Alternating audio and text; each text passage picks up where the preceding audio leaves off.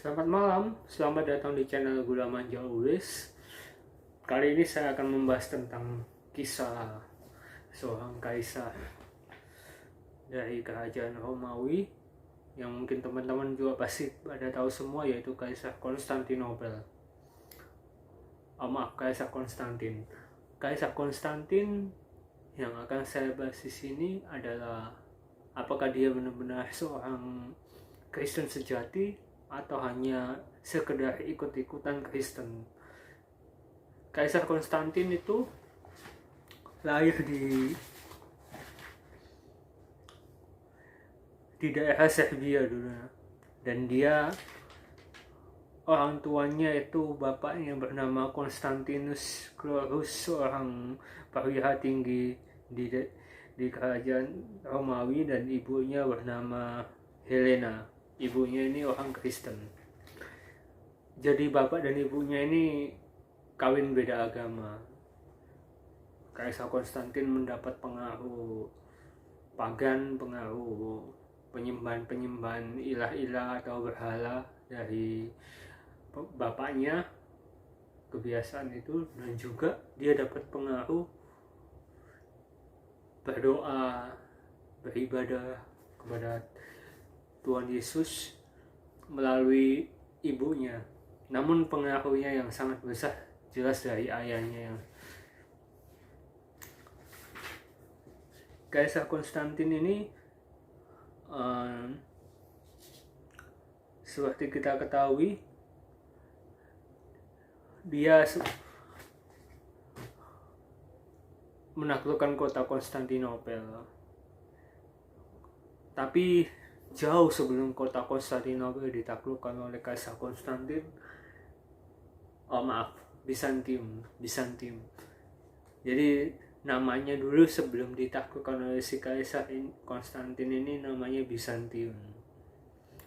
Jadi jauh sebelum dia menaklukkan Bizantium, dia itu masih perwira biasa, masih tentara biasa. Dia ikut ayahnya semacam tugas dinas gitu ya di daerah Britania untuk berperang melawan suku barbar di daerah Inggris sana. Dan juga dia dapat banyak simpati, banyak dukungan dari teman-teman seperjuangannya, dapat support gitu karena wibawanya yang bagus, cakap, ilmu pengetahuannya juga tinggi, dia juga pandai bergaul. Dan satu hal lagi, dia sangat menghargai teman-temannya, baik yang setara dengan dia atau yang di bawahnya. Ini adalah hal yang sangat langka ya. Hal seperti ini sangat langka di Kekaisaran Romawi, karena biasanya yang namanya bawahan, yang namanya pangkat bawah itu nggak dihargai, hanya sebatas formalitas saja. Ini baik dalam urusan pekerjaan atau non pekerjaan, Kaisar Konstantin ini menghargai sekali. Jadi untuk menaklukkan Bizantium dalam menyatukan satu imperium Romawi, terlebih dulu Kaisar Konstantin ini harus berhadapan dengan seorang yang namanya Maxentius ternyata.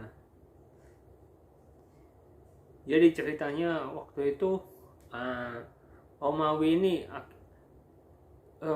ini akibat pengaruhnya si Kaisar Diocletianus. Jadi sebelum Maxentius ini, ayahnya Maxentius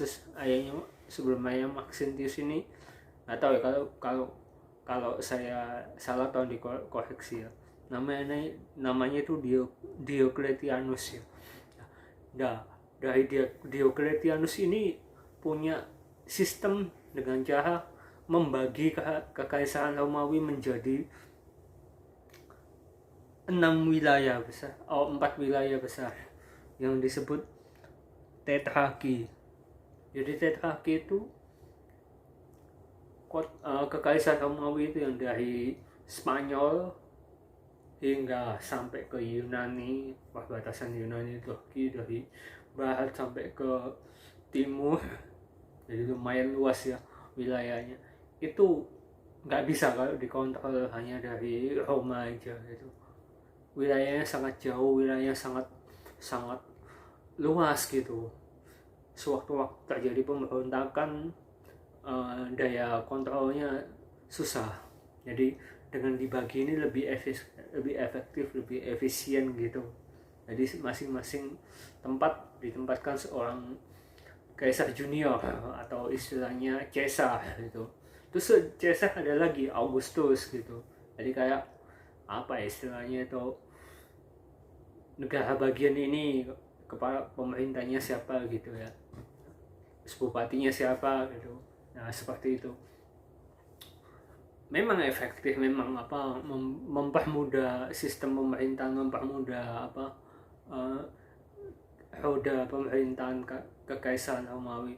Tetapi setelah peninggalan si Diocletianus ini, para bawahannya yang Caesar ini saling mempersaingkan diri, merasa dirinya adalah the one only penguasa tunggal kekaisaran Romawi.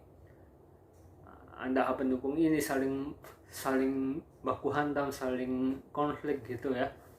Dan tersisalah dua orang, the final battle antara si Maxentius dengan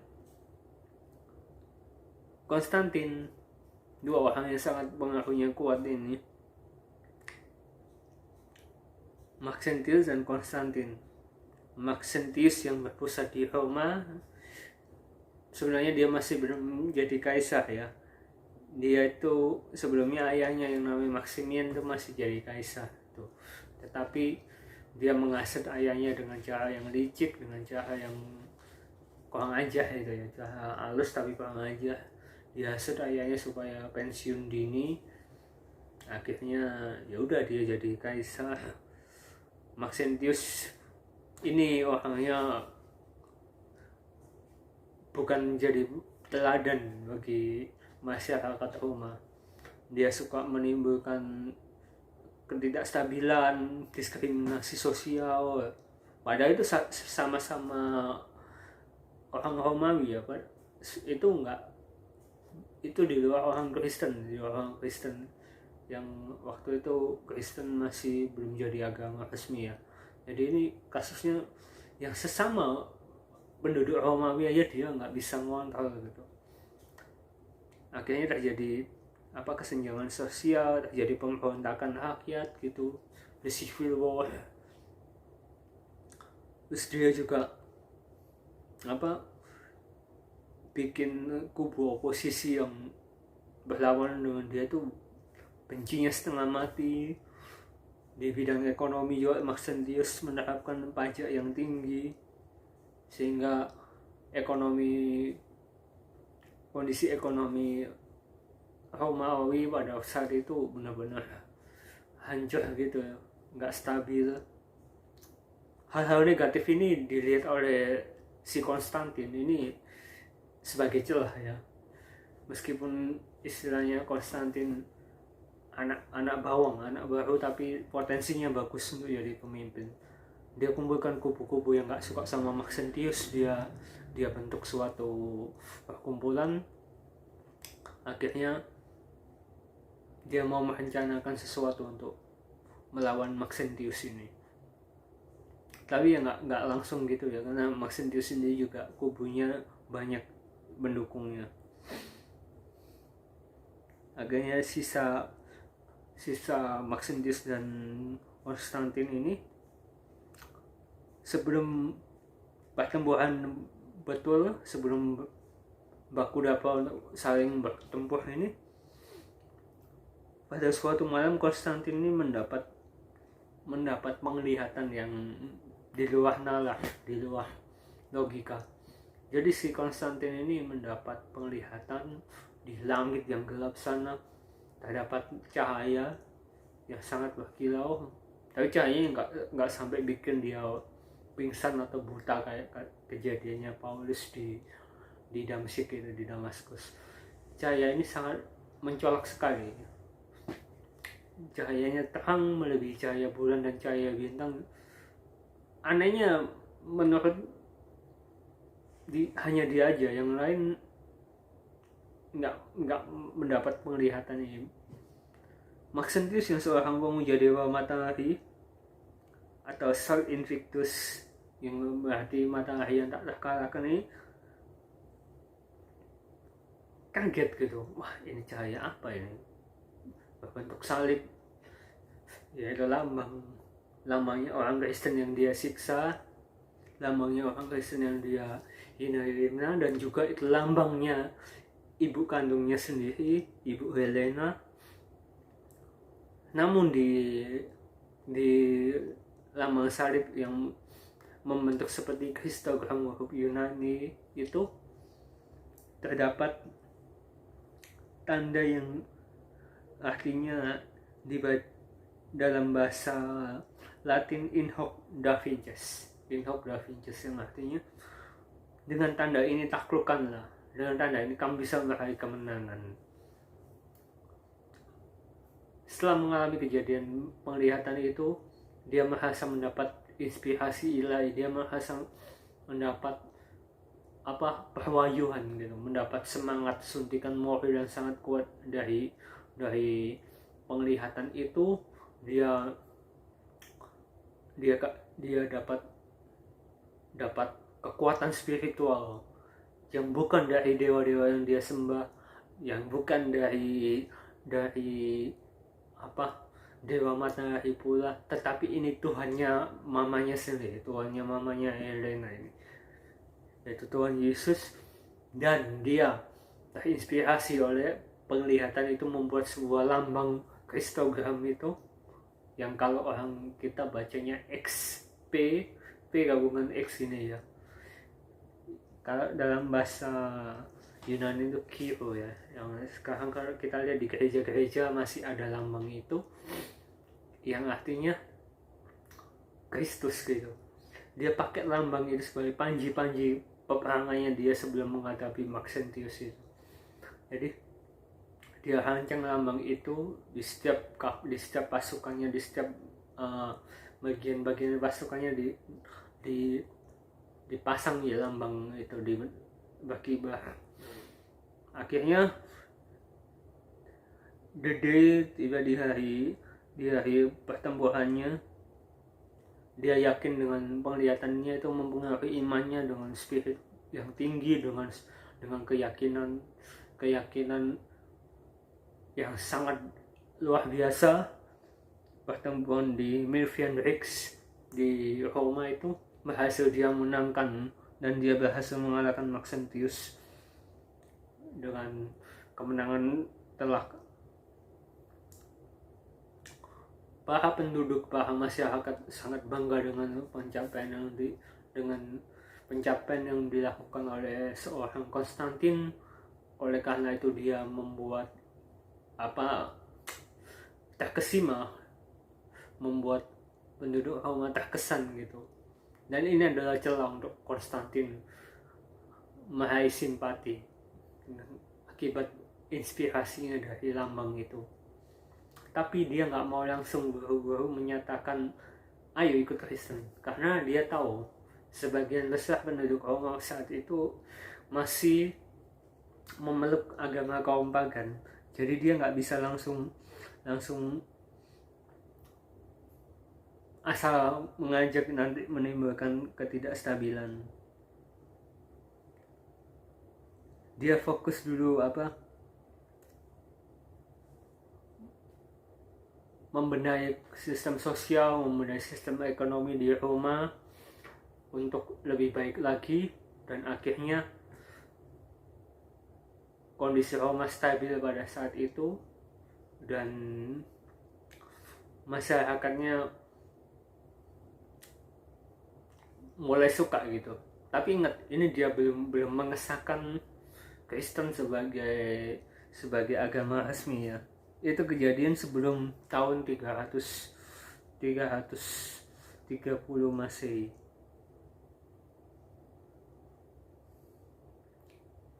Akhirnya dia sekarang fokus ke daerah Bizantium, di mana ternyata masih ada satu kaisar yang berkuasa, yaitu Kaisar Lusinius. Kaisar Lusinius ini ya tadi semacam cesarnya wilayah timur, wilayah Yunani. Dia nggak suka kalau ada Konstantin yang masih bocah ingusan mencoba menghalangi dia. Licinius yang juga seorang senior di Kekaisaran Romawi berusaha menghalangi supaya Konstantin tidak datang, dan juga dia berusaha merusak mental Konstantin dengan cara menyiksa dan membunuh para penganut Kristen di sekitar Asia Kecil atau di Turki. Kejadian tersebut justru memancing amarah Konstantin, makin menaikkan mental Konstantin untuk yakin bahwa dia bisa menaklukkan Licinius dan menguasai Bizantium. Akhirnya Bizantium bisa dikuasai. Licinius pun yang jumlah pasukannya lebih banyak tak bisa menandingi seorang Konstantin.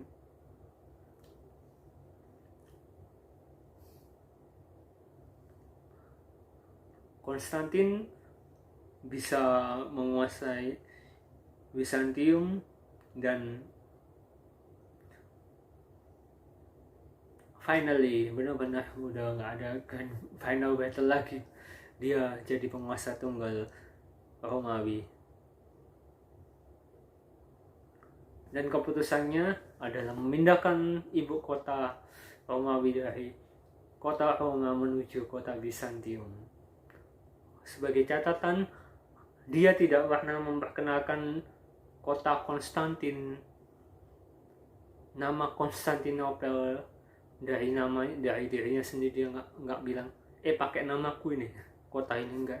Dia nggak memperkenalkan. Justru yang mengenalkan yang mempromokan adalah penduduk di sekitar Bizantium itu yang mengeluh-ngeluhkan Konstantin. Akhirnya namanya jadi branding menjadi Konstantinopel hingga namanya terkenal. Keputusan yang sangat bijak, keputusan yang sangat tepat memindahkan ibu kota Romawi dari Roma menuju ke Bizantium, karena secara letak itu strategis, dan juga diapit dua benua, antara benua Eropa dan benua Asia, dan juga pusat perdagangan, berbagai lintas pedagang dari berbagai negara, dan juga di kawasan Asia kecil dekat dengan Mediterania itu lahannya subur itu, iklimnya hangat, hasil buminya juga lebih baik daripada di daerah Roma yang masih kapur gitu ya, masih karst gitu, pegunungan kapur. Jadi pilihannya sangat tepat menempatkan ibu kota baru di kota Bizantium. Dengan pengaruh Yunani, dengan pengaruh Romawi, melebur jadi satu, membentuk budaya Bizantium baru yang memang secara lebih dominan Yunani, tetapi ini awal mula dia membuat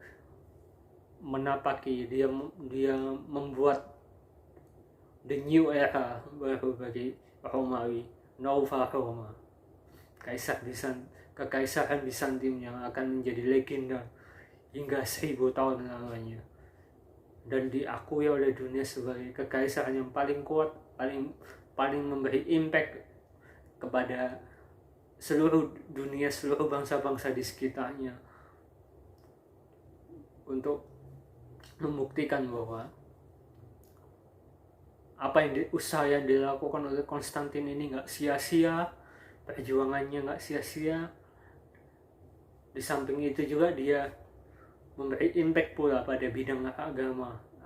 Dia bisa memberangkatkan ibunya Helena ke Yerusalem untuk ke gereja Kudus Yesus. Terus dia juga bisa membangun gereja-gereja, dan juga dia memfasilitasi pertemuan para rohaniawan, pertemuan para teolog di Nicea yang menghasilkan pengakuan Imam Nicea. Namun pada saat itu terjadi konflik di mana ada golongan Arianus, aliran sesat yang menganggap bahwa Tuhan itu beda level, nggak sama dengan Trinitas ya. Jadi itu mendapat pertentangan, mendapat kontra dari pihak teolog yang benar. Akhirnya Arianus disingkirkan. Jadi jikalau teman-teman mengira Konstantin seorang yang taat, seorang rohaniawan, dia itu bukan rohaniawan, dia bukan seorang yang terlalu taat sekali, tapi dia ingin membuktikan, ingin merubah hidupnya menjadi lebih baik meskipun belum bisa sepenuhnya, dengan mensupport para teolog itu dengan membangun gereja-gereja, dengan mengganti yang dulunya gladiator itu yang terkesan ganas, terkesan brutal, nggak manusiawi, menjadi area hippodrome, area pacuan kuda yang sekarang di Istanbul masih ada obelixnya menahannya. Dan juga dia menghapus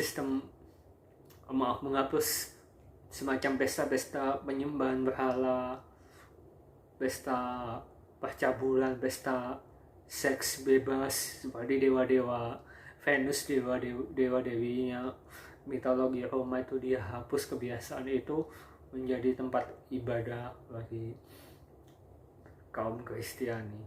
Dan juga dia mengesahkan agama Kristen sebagai agama yang sah, resmi di kerajaan, di kekaisaran Romawi, dan dampaknya masih terasa sampai sekarang. Dia juga memberikan sebuah keputusan yang berdampak pula yang tadi saya bahas. Dia itu pemuja dewa matahari yang mendapat julukan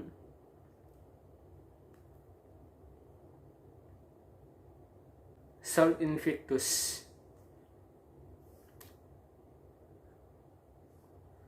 Jadi dia asal mula perayaan Natal itu dari dewa mataharinya orang Romawi yang jatuh di sekitar bulan Desember. Dis Natalis Sol Invictus, kalau istilahnya Kaisar Konstantin dulu ya. Itu dia ganti itu penyembahan berhalanya, diganti hari rayanya orang Kristen, yaitu hari kelahiran Yesus. Jadi hari Natal yang kita rayakan tanggal 25 itu sebelumnya itu pengaruh dari budaya kaum pagan, yaitu istilah Dis Natalis Sol Invictus itu sebenarnya hari raya, hari kelahiran dewa mataharinya orang Romawi, dalam menyambut pergantian keluar dari musim dingin ke musim semi.